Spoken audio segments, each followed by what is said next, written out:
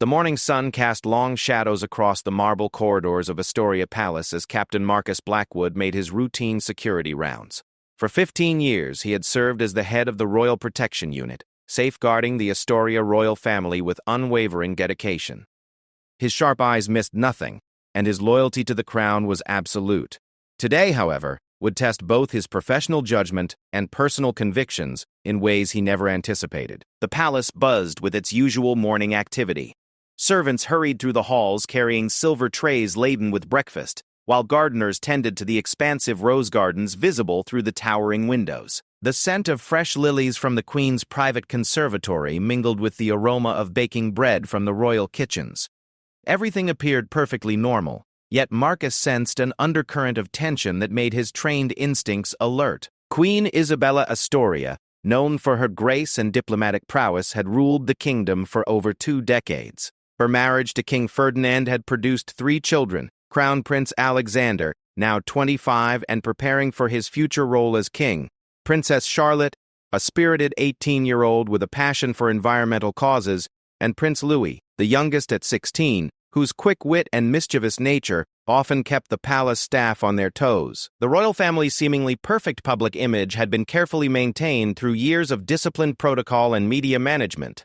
However, behind the ornate doors and velvet curtains, personal relationships were often more complex than the public could imagine.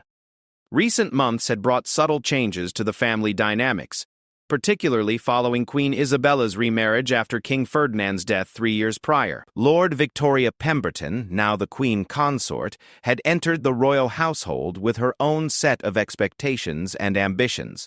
A successful businesswoman in her previous life, she struggled to adapt to the rigid protocols of royal life.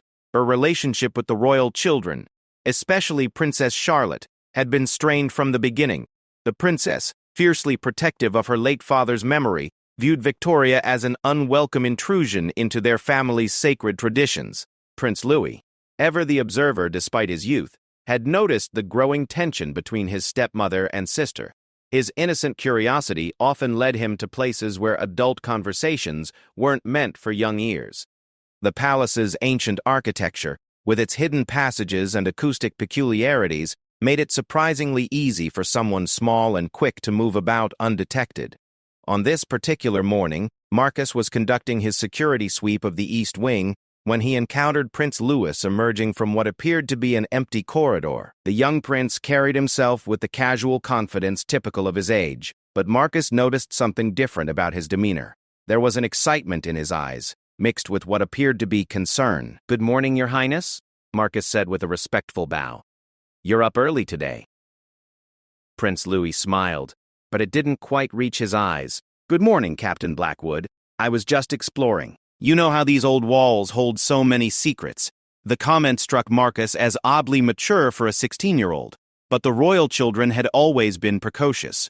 Their education included not just academic subjects but also lessons in diplomacy, history, and the complex realities of royal life.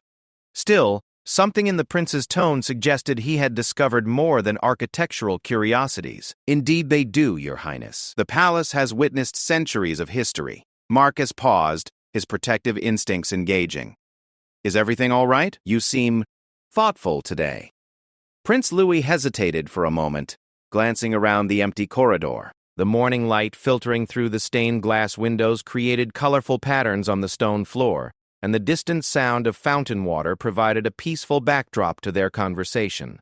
Yet beneath this serenity, Marcus sensed the weight of unspoken words. "Captain Blackwood," the prince began slowly, "if someone were to discover something that might hurt someone they cared about, what would be the right thing to do?" The question caught Marcus off guard. In his years of service, he had learned that the royal family's questions were rarely hypothetical. Every member of the family understood the weight of secrets and the potential consequences of both keeping and revealing them. The prince's innocent inquiry likely masked a very real dilemma. "That's a complex question, Your Highness. Context matters greatly. Are we speaking of something that could cause physical harm, emotional pain, or perhaps damage to reputation?" Prince Louis considered this carefully. "All of those, potentially. And it involves people I love, but also someone who..." He trailed off, clearly struggling with his thoughts. Marcus knelt down to the prince's eye level, a gesture that violated strict protocol but felt necessary given the gravity of the moment. His years of experience had taught him to recognize when someone, regardless of their royal status, needed guidance rather than formality. Your Highness, in my experience, the truth has a way of surfacing regardless of our efforts to contain it. The question is whether it emerges through careful consideration and wisdom or through chaos and accident. If you've learned something troubling, perhaps it would be wise to speak with someone you trust completely. The prince nodded slowly, his young face showing the burden of whatever knowledge he carried. What if that someone is part of the problem? This response confirmed Marcus's suspicion that the prince had stumbled upon something significant. The royal household, despite its grandeur and protocol, was ultimately a family dealing with the same interpersonal challenges that affected any blended family. The addition of external pressures from media scrutiny, political considerations, and centuries of tradition only complicated matters further. Then perhaps you need to think about who would be affected by this knowledge remaining secret versus who might be helped by its revelation. Sometimes protecting someone means making difficult choices. Prince Louis stood quietly for a long moment, processing this advice. The palace around them continued its morning routine, oblivious to the weighty conversation taking place in the corridor. Somewhere in the distance, a clock chimed 9 times, marking the official beginning of the royal family's daily schedule. Captain Blackwood, do you think it's possible for someone to love their family, but also feel angry about the things they do? Love and disappointment can coexist. In fact, sometimes we feel most disappointed in those we love because we expect better from them. It's a very human experience. The prince smiled for the first time during their conversation, and this time it appeared genuine. Thank you for talking with me. I think I understand what I need to do now. As Prince Louis walked away, Marcus felt a familiar tightening in his chest.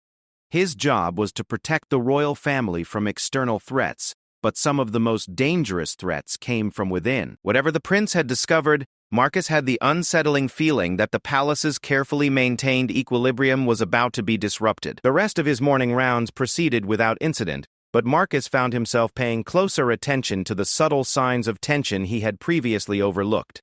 The way certain staff members avoided eye contact when mentioning the Queen Consort, the frequency with which Princess Charlotte requested privacy for her phone calls, the unusual amount of time Queen Isabella spent in closed-door meetings with her private secretary. By midday, as Marcus compiled his routine security report, he couldn't shake the feeling that Prince Louis's innocent question had been the first crack in a dam that was already under tremendous pressure. In the royal household, secrets had a way of multiplying and taking on lives of their own. Whatever the young prince had discovered, Marcus suspected it would soon become everyone's problem. The afternoon brought the usual schedule of royal duties. Queen Isabella had a meeting with foreign dignitaries. Princess Charlotte attended a university seminar via video conference, and Prince Louis had tutoring sessions. Yet beneath this veneer of normalcy, Marcus sensed an undercurrent of anticipation, as if the entire palace was holding its breath. As evening approached and the golden hour light painted the palace walls in warm hues, Marcus reflected on his conversation with Prince Louis. In his years of service, he had learned that the most significant threats to royal security often came not from external enemies, but from the complex web of relationships, expectations, and secrets that defined royal life itself. Tonight, he suspected, would prove that wisdom once again. 3 days after his conversation with Captain Blackwood, Prince Louis found himself facing a dilemma that seemed to grow more complicated with each passing hour. The knowledge he carried felt like a heavy stone in his chest, affecting his sleep, his appetite, and his ability to concentrate on his studies. His tutor, Professor Williams, had noticed his distraction during their Latin lesson, commenting that the prince seemed to have more pressing matters on his mind than ancient Roman poetry. The discovery had been entirely accidental. Prince Louis had been exploring the hidden passages that ran behind the library walls, a network of corridors originally designed to allow servants to move through the palace unseen. These passages had become his private adventure routes, offering glimpses into the adult world that surrounded him. He knew he shouldn't eavesdrop, but curiosity had always been his weakness. 2 weeks earlier, while squeezed into a narrow space behind Queen Consort Victoria's private study, he had overheard a phone conversation that changed everything. Victoria's voice, usually so carefully modulated in public, had carried a sharp edge he had never heard before.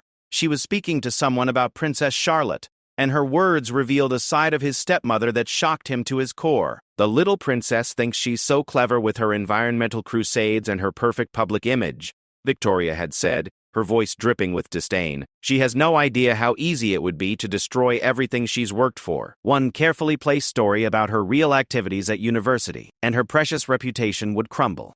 Prince Louis had pressed himself against the wall, hardly daring to breathe. Through the small gap in the wooden paneling, he could see Victoria pacing behind her mahogany desk, her phone pressed to her ear. Her usually immaculate appearance was disheveled, suggesting this conversation was taking place during a moment of private frustration. "Of course I haven't acted on it yet," Victoria continued. "I'm not stupid, but having the information gives me leverage. Charlotte needs to understand that her little rebellion against my presence here has consequences. If she continues to undermine me in front of Isabella, she might find herself facing some very uncomfortable headlines."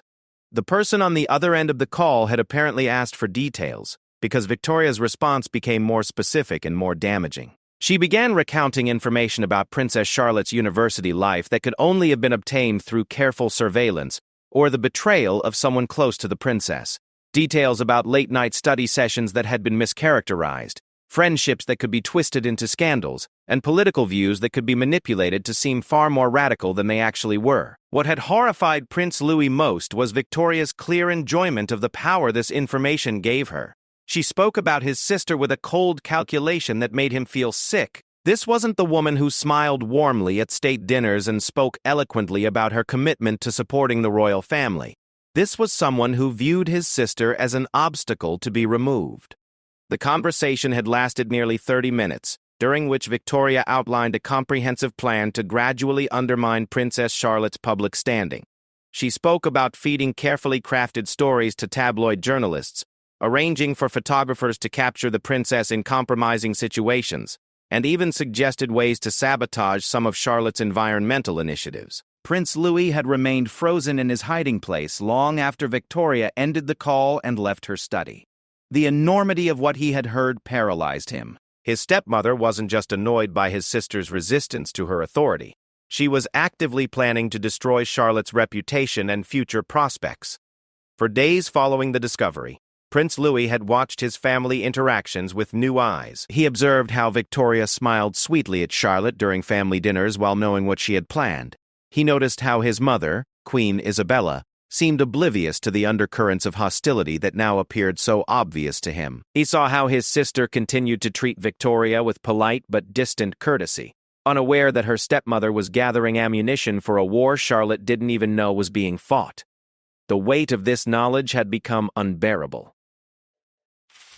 Prince Louis loved his sister deeply. Charlotte had been his protector and confidant throughout their childhood, especially during the difficult period following their father's death.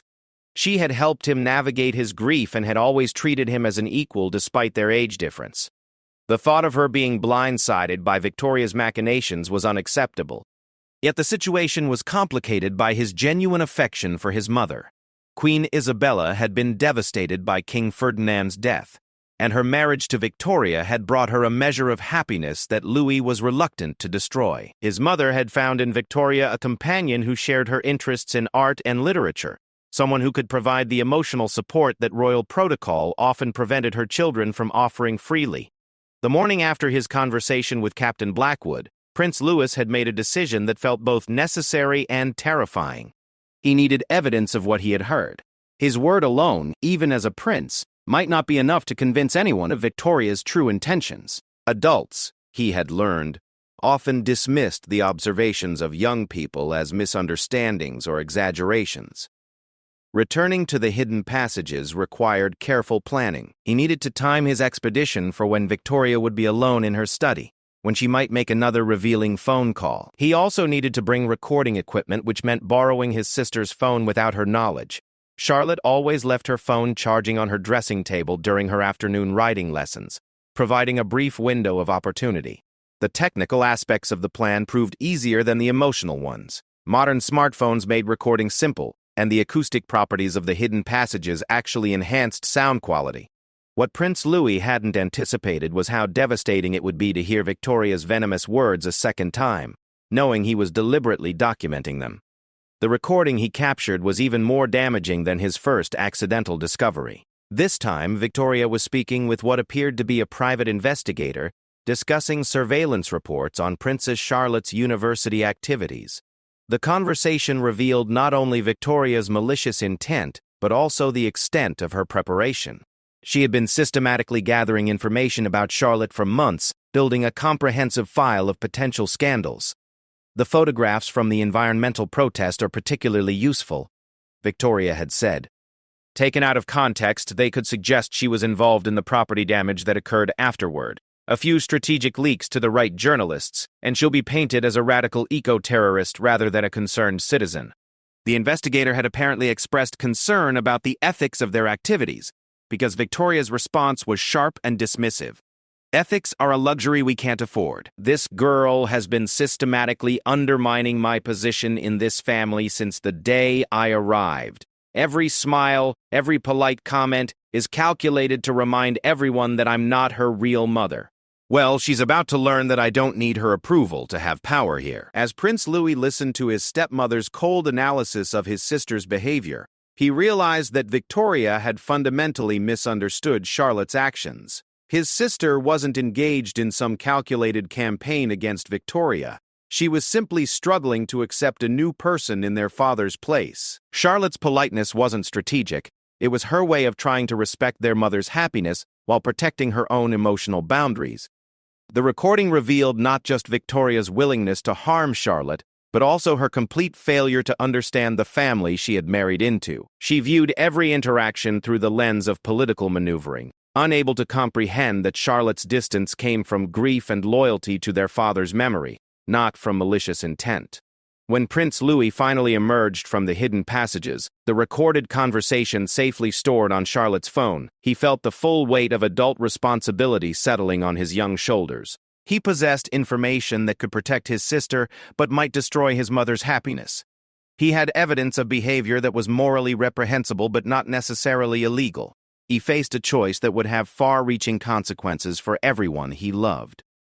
The next few days passed in a blur of internal debate. Prince Louis found himself studying his family members with new intensity, trying to gauge who might be trustworthy allies in the coming storm.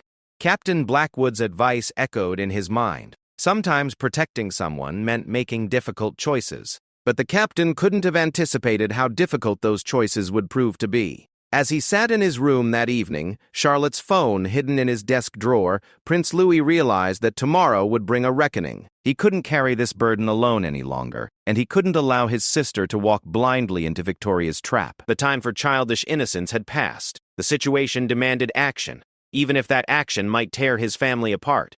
The palace around him settled into its evening routine, unaware that a 16-year-old prince was about to set in motion events that would shake the very foundations of their carefully constructed world. In the morning, Prince Louis would have to decide not just what to do with his explosive knowledge, but whom to trust with the future of the royal family itself. The morning of the revelation dawned gray and overcast, with heavy clouds gathering over Astoria Palace like an ominous backdrop for the drama about to unfold. Prince Louis had spent a sleepless night rehearsing different approaches to exposing Victoria's betrayal, each scenario ending with devastating consequences for someone he cared about. By dawn, however, his resolve had crystallized around one central truth. His sister's welfare took precedence over all other considerations, including family harmony. The opportunity presented itself during the weekly family breakfast, a tradition Queen Isabella had maintained despite the complexities of their blended household. These gatherings, held in the intimate morning room overlooking the palace gardens, were meant to provide a space where the royal family could interact without the formal constraints of their public roles. The irony that this sanctuary would become the stage for their family's most explosive confrontation was not lost on Prince Louis. Queen Isabella sat at the head of the polished walnut table, her morning correspondence neatly arranged beside her china cup. She wore a powder blue dress that complemented her still vibrant blonde hair, and her demeanor reflected the serene confidence that had made her such an effective monarch. Beside her, Queen Consort Victoria appeared equally composed, discussing the week's charitable events with the practiced ease of someone who had mastered the art of royal small talk.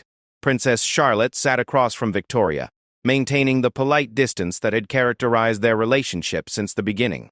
She was dressed in her university attire, preparing to leave for morning lectures after breakfast. Her environmental activism had earned her recognition beyond royal circles, and she carried herself with the quiet confidence of someone who had found her purpose beyond palace walls. Prince Alexander, the crown prince, occupied his traditional place to their mother's right.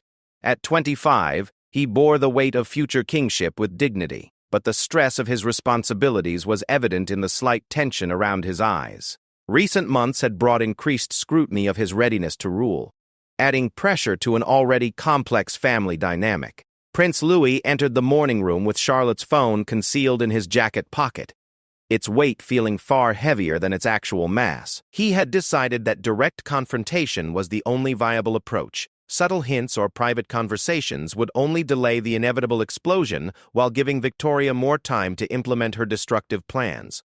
"Good morning, everyone," he said, taking his usual seat beside Charlotte. His sister smiled at him warmly, completely unaware that she was about to become the center of a family crisis. The conversation proceeded normally for several minutes, covering the usual topics of royal engagements, weather, and current events. Queen Isabella mentioned her upcoming state visit to neighboring Valdoria, while Prince Alexander discussed preparations for a trade summit he would attend on behalf of the crown. Victoria contributed graciously to the discussion, her performance of familial devotion so convincing that Louis almost doubted his own memories of her recorded conversations. It was Charlotte's mention of her environmental project that provided the opening Prince Louis had been waiting for. She was describing her upcoming presentation to the European Youth Climate Council when Victoria made what appeared to be an innocuous comment about the importance of young people maintaining balanced perspectives on complex issues. "Of course, passion is wonderful," Victoria said with a smile that didn't reach her eyes, "but sometimes youthful enthusiasm can be misinterpreted by those who don't understand the nuances of environmental policy. It's important to be careful about the company one keeps and the activities one participates in." The subtle threat in Victoria's words was unmistakable to Prince Louis, even if the rest of the family missed it. This was exactly the kind of calculated undermining he had heard in her private phone conversations. The time for subtlety had passed. "Speaking of being careful about activities," Prince Louis said, his voice steady despite the racing of his heart, "I think there are some activities happening in this family that everyone should know about."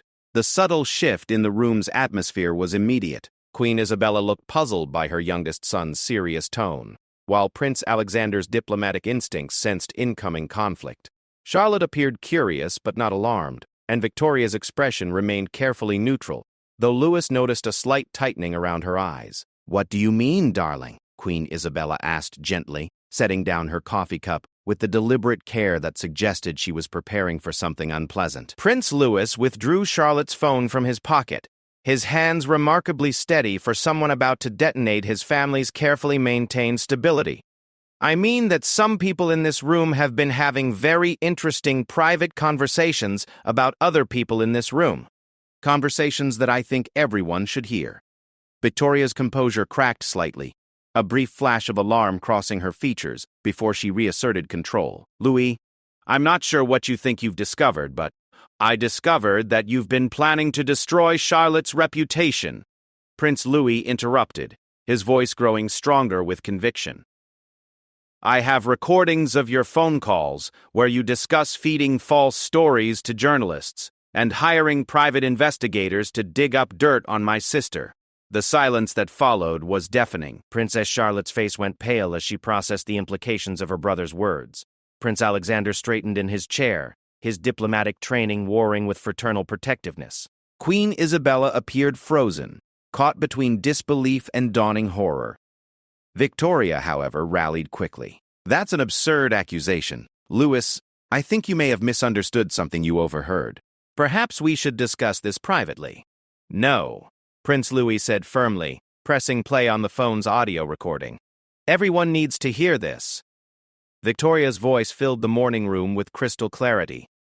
Her words about destroying Charlotte's reputation and her cold analysis of how to manipulate public opinion hanging in the air like poison gas. The family listened in stunned silence as the recording revealed not just Victoria's malicious intent, but the depth of her planning and the extent of her surveillance activities.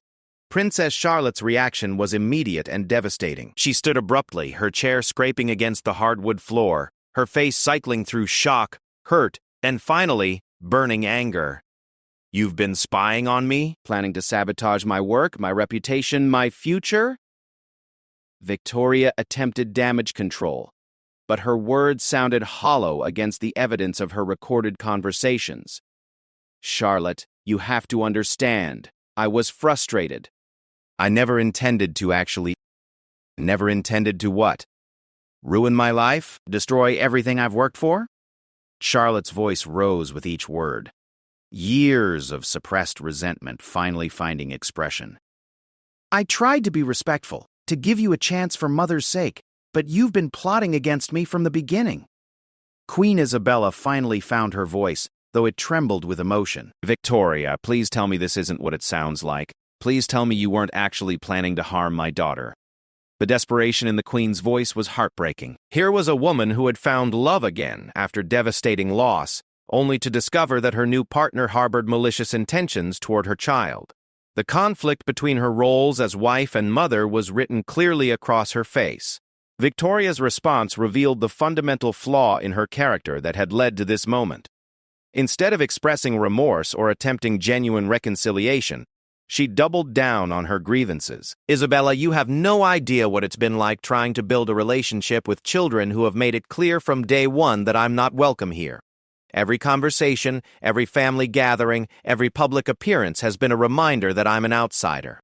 Prince Alexander, who had remained silent throughout the exchange, finally spoke. His voice carried the authority of future kingship mixed with personal pain. "So your solution was to destroy Charlotte's reputation? To use private investigators and manipulate the media? Victoria, what you're describing isn't family conflict, it's warfare." The Crown Prince's words seemed to break through the last of Victoria's composure. Her careful mask slipped completely, revealing the bitter resentment that had been festering beneath her public persona. Easy words from someone who will inherit everything simply by accident of birth. "You have no idea what it's like to be judged constantly, to have every word analyzed for authenticity, to know that no matter what you do, you'll never truly belong." "That doesn't justify what you've done," Charlotte said, her initial shock giving way to steely determination. "Whatever your feelings about this family, I never gave you cause to threaten my future. I was polite, respectful, and stayed out of your way." Apparently, that wasn't enough.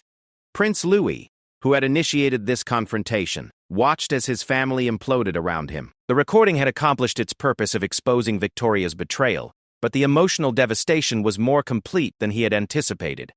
His mother looked broken, caught between loyalty to her husband and protection of her children. His sister's trust had been shattered not just in Victoria, but in the institution of family itself.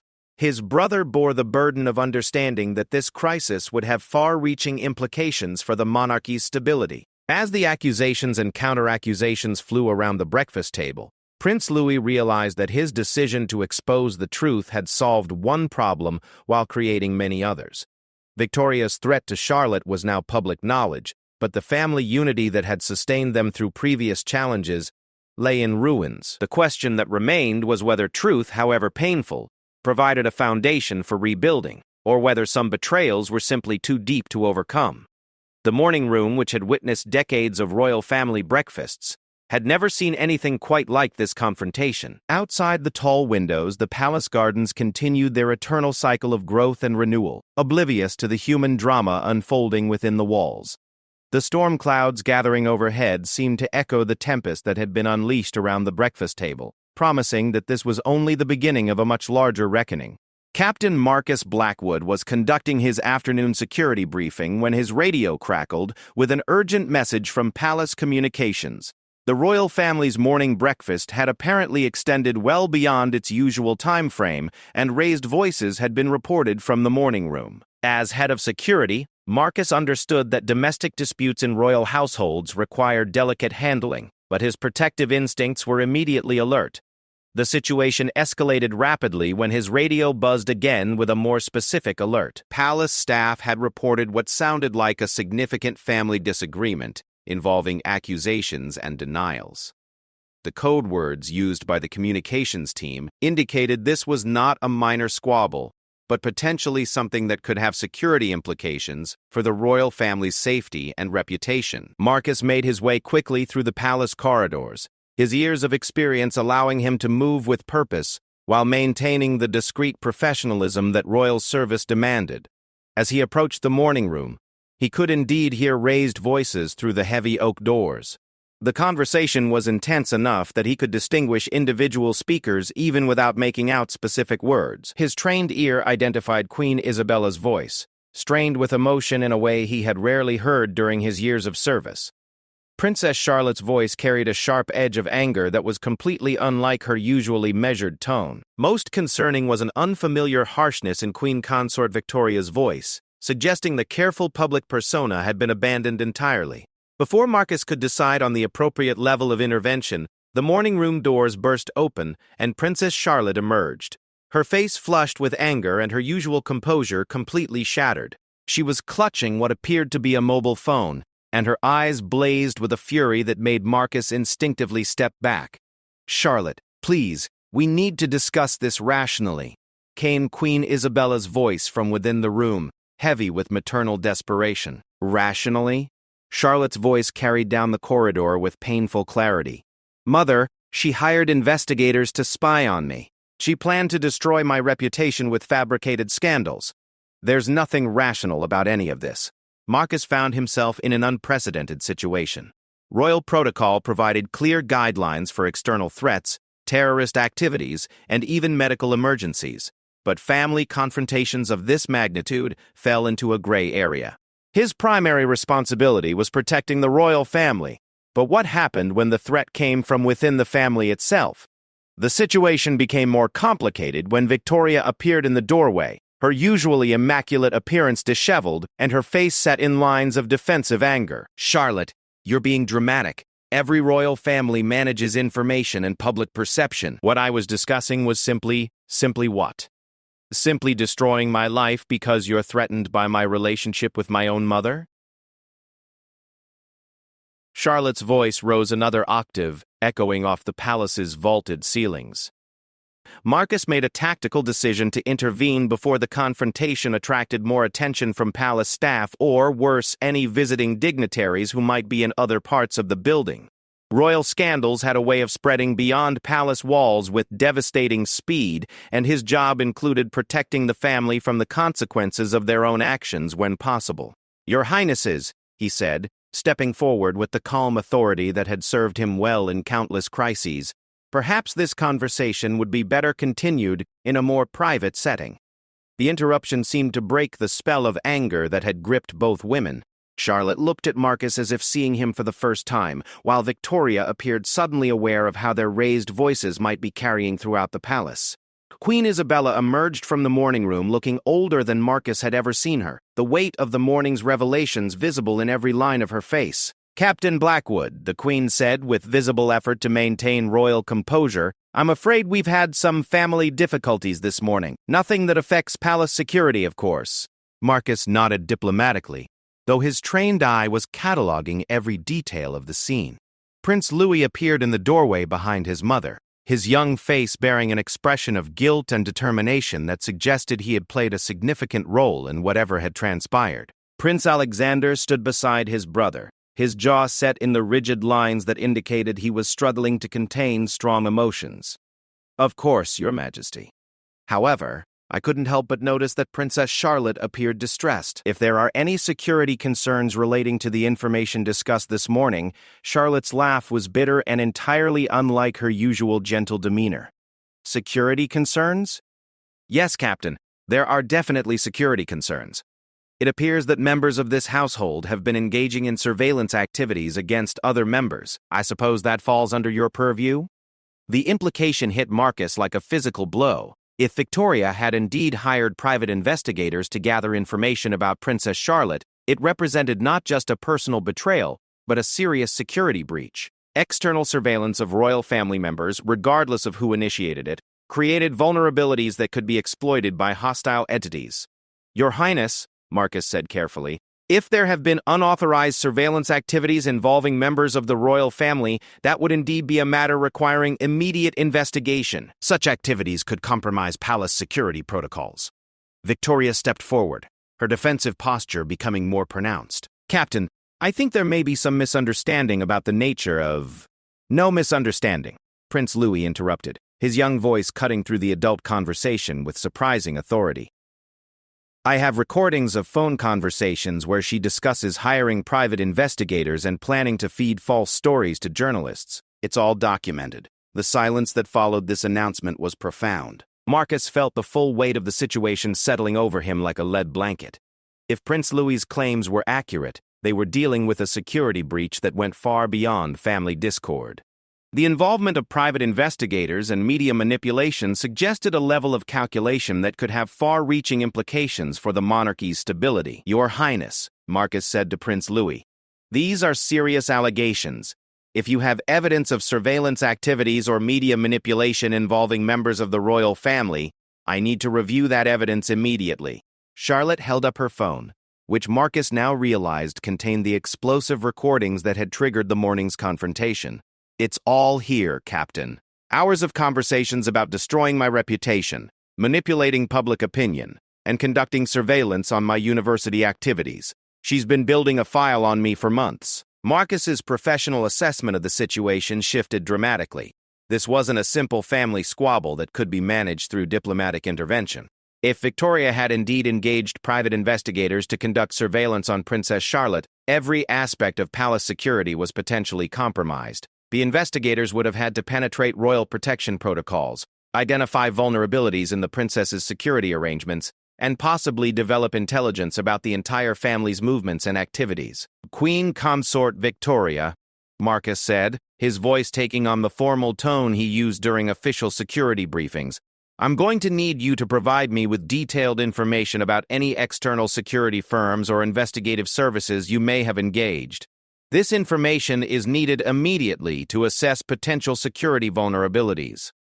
Victoria's response revealed the depth of her miscalculation. Instead of recognizing the gravity of the security implications, she continued to frame her actions as justified family management. Captain, you're overreacting. Every public family manages information. What I was discussing was simply protective measures. Protective measures? Charlotte's voice cracked with disbelief. You were planning to destroy my environmental work by claiming I was associated with property damage at protests I never attended. You were going to suggest I was involved with radical groups based on completely fabricated evidence. How is any of that protective? Marcus realized that his intervention had revealed the true scope of Victoria's betrayal. The recordings apparently contained not just plans for reputation destruction, but specific fabrications that could have legal implications. If Victoria had been planning to spread false information about Princess Charlotte's involvement in illegal activities, she had potentially been planning to commit defamation or even fraud. The morning room, which had been the scene of the initial confrontation, now felt too small to contain the expanding crisis. Marcus made a quick decision about crowd control and damage limitation. Your Majesties, I believe this discussion needs to continue in a more secure environment. Perhaps the Queen's private study would be more appropriate. Queen Isabella nodded gratefully, clearly recognizing that her security chief was offering them a path toward privacy and damage control. Yes, of course. Victoria, we need to discuss this matter immediately, and I believe Captain Blackwood needs to understand the full scope of what's been happening. As the family began moving toward the Queen's private study, Marcus found himself walking beside Prince Louis. The young prince looked up at him with an expression that mixed relief with continued worry. Captain Blackwood, did I do the right thing? I couldn't let her hurt Charlotte, but I feel like I've destroyed our family. Marcus considered his response carefully. In his years of service, he had learned that royal children often bore burdens far beyond their years, but Prince Louis had made a decision that would have challenged adults with decades more experience. Your Highness, protecting family members from harm is never wrong. The consequences of that protection may be difficult, but allowing harm to continue is worse. You showed remarkable courage this morning. As they entered the Queen's private study, Marcus realized that his role was about to expand far beyond traditional security concerns. The crisis that had erupted around the breakfast table was threatening to tear apart not just a family, but potentially the institution of the monarchy itself. His job now was to help contain the damage while ensuring that justice was served and security was restored. The afternoon ahead would require all of his diplomatic skills, investigative experience, and deep understanding of royal protocol. The phone in Princess Charlotte's hand contained evidence that could destroy Victoria's position in the royal household, but it also contained information that could compromise the entire family if it fell into the wrong hands. Managing this crisis would be the greatest challenge of Marcus's career, and he was about to discover that protecting the royal family sometimes meant protecting them from each other. The Queen's private study had witnessed countless moments of royal decision-making throughout its history, but few conversations had carried the weight of the emergency family meeting that convened that afternoon. Captain Marcus Blackwood had arranged the room with tactical precision, ensuring privacy while maintaining security protocols. The massive mahogany desk that had served 3 generations of monarchs now served as a barrier between accusers and accused, as the royal family confronted the aftermath of the morning's explosive revelations. Queen Isabella sat behind the desk, her usual regal bearing compromised by the emotional toll of discovering her husband's betrayal of her daughter. The recordings from Charlotte's phone lay before her like evidence in a criminal trial, each conversation transcript a devastating blow to her faith in the woman she had trusted with her heart and her family's future. Princess Charlotte occupied a chair to her mother's right, her earlier fury having evolved into a cold determination that Marcus found more unsettling than her initial anger. The princess had spent the intervening hours processing not just Victoria's betrayal, but the implications for her future relationship with her family. Her environmental work, which had given her purpose beyond royal duties, now felt tainted by the knowledge that every public appearance had been monitored and analyzed for potential weakness. Prince Alexander sat with the rigid posture of someone bearing the weight of institutional responsibility. As heir apparent, he understood that this crisis extended far beyond personal relationships to threaten the monarchy's stability. His role as future king required him to consider not just family harmony but constitutional implications and public perception. Prince Louis, despite his pivotal role in exposing Victoria's schemes, appeared smaller than his 16 years as he grappled with the consequences of his decision. The courage that had driven him to reveal the truth was now tempered by the recognition that some revelations could never be undone. The family dynamics he had known his entire life lay in ruins around him. Victoria sat alone on the opposite side of the desk, her isolation as complete as her defeat. The careful persona she had maintained for years had crumbled, revealing someone whose ambition had overwhelmed her judgment. Her attempts at justification had failed completely, leaving her to face the consequences of choices that had seemed rational in private but appeared monstrous when exposed to scrutiny. Captain Blackwood stood near the window, his presence both protective and investigative. His preliminary security review had confirmed the worst fears about the surveillance operation Victoria had commissioned. Private investigators had indeed penetrated palace security protocols, gathering intelligence that could have been catastrophic in hostile hands. Queen Isabella was the first to break the heavy silence that had settled over the room. Her voice, when she finally spoke, carried the authority of someone who had ruled for 2 decades, but also the pain of a mother whose family had been threatened from within. "Victoria," she said, her words measured and deliberate. "I have reviewed the recordings and Captain Blackwood's initial security assessment. The evidence of your activities is overwhelming and indefensible." Victoria attempted one final defense, but her words lacked conviction. "Isabella, I never actually implemented any of those plans. They were contingencies, worst-case scenarios discussed in moments of frustration." "Stop." The single word from Queen Isabella carried such finality that Victoria immediately fell silent. "I have listened to hours of recordings where you express not frustration but calculated malice toward my daughter. You discuss specific plans to destroy her reputation using fabricated evidence. You reveal knowledge of her activities that could only have been obtained through surveillance that violated every security protocol we maintain." Princess Charlotte leaned forward, her voice steady despite the emotional turmoil visible in her eyes. "Mother, it's not just what she planned to do. It's what she's already done. The private investigators she hired have been watching me for months. Every conversation I've had outside palace walls, every friendship I've formed at university, Every environmental event I've attended has been documented and analyzed for potential scandal. Captain Blackwood stepped forward, his security briefing adding professional weight to Charlotte's personal testimony. Your Majesty, the surveillance operation described in these recordings represents a significant breach of palace security. External investigators gathering intelligence on royal family members creates vulnerabilities that could be exploited by hostile entities.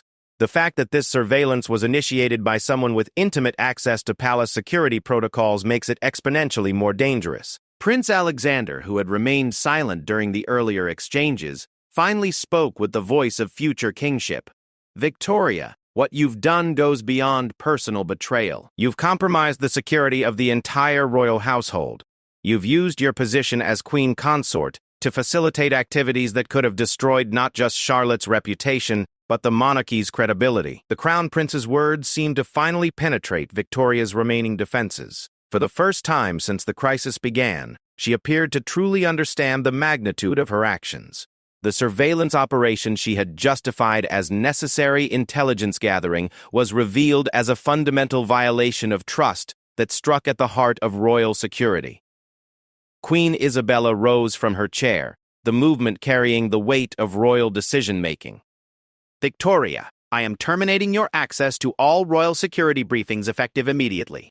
Captain Blackwood will conduct a comprehensive review of all security protocols to identify and address any vulnerabilities created by your activities. The announcement marked the beginning of Victoria's formal separation from royal authority, but Queen Isabella was far from finished. Furthermore, I am requiring you to provide Captain Blackwood with complete information about all private investigators, security firms, or other external entities you have engaged. Any failure to provide full cooperation will result in criminal charges for security violations. Victoria's response revealed the depth of her miscalculation. She had apparently believed that her position as queen consort would protect her from serious consequences, failing to understand that threatening the heir apparent's security was tantamount to threatening the crown itself. I'll provide whatever information is required, Victoria said, her voice finally showing signs of genuine remorse. I never intended for things to go this far. I just felt so isolated, so threatened by Charlotte's obvious rejection of my authority. Princess Charlotte's response was swift and unforgiving. My rejection consisted of polite distance while I processed grief over my father's death. Your response was to plan the destruction of my life's work. There's no equivalence between those actions. Prince Louis, who had initiated this confrontation with his recordings, spoke for the first time since the meeting began. His young voice carried a wisdom born of painful experience. Victoria, I heard you talking about Charlotte like she was your enemy, but she never did anything except try to respect Mother's happiness while protecting her own feelings about Father. You made her your enemy when she was just trying to survive. The 16-year-old's assessment struck at the heart of the tragedy that had unfolded within the royal household. Victoria's perception of threat had created actual conflict where none had existed, turning natural grief responses into imagined acts of war. Captain Blackwood concluded the meeting with practical considerations that would determine the family's path forward. Your Majesty, we need to consider the immediate security implications and the longer-term consequences for palace protocols. I recommend a complete security review, updated clearance procedures, and formal protocols for handling family conflicts before they escalate to this level. Queen Isabella nodded, accepting the necessity of institutional changes even as she grappled with personal devastation. Implement whatever measures you deem necessary, Captain. This situation must never be allowed to develop again. As the meeting concluded, the royal family faced a future fundamentally altered by the morning's revelations. Victoria's position in the household was effectively terminated, though the formal processes would take weeks to complete. Princess Charlotte's trust in family security was shattered, requiring not just new protocols, but genuine rebuilding of relationships. Prince Louis had learned that courage sometimes extracted a higher price than anticipated, even when the action was necessary and right. Prince Alexander understood that his future reign would be shaped by lessons learned from this crisis about the intersection of personal relationships and institutional stability. Queen Isabella faced the most complex challenge of all, rebuilding her family's unity while maintaining her responsibilities as monarch. The recordings that had exposed Victoria's betrayal were now secured in royal archives, their explosive contents contained, but their implications echoing through every aspect of palace life. Captain Blackwood's security review would reveal the full extent of the surveillance operation's penetration of royal protocols, leading to the most comprehensive overhaul of palace security in decades. But the deeper challenge lay in rebuilding trust within a family that had discovered how quickly love could be weaponized and how easily privacy could be violated. The afternoon sun was setting over Astoria Palace as the emergency meeting finally concluded. The same gardens that had provided peaceful backdrop to countless royal gatherings now seemed to promise the possibility of renewal, though everyone present understood that some changes could never be undone. Victoria's departure from royal life would be accomplished with discreet efficiency, but her legacy would live on in enhanced security protocols, improved family communication procedures, and the hard-earned wisdom that even the most privileged families were not immune to the destructive power of unchecked ambition and misunderstood grief. The royal family that emerged from this crisis was smaller but perhaps stronger, bound together not just by tradition and duty, but by the shared understanding that protecting each other sometimes required the courage to confront uncomfortable truths, no matter how painful the consequences might be.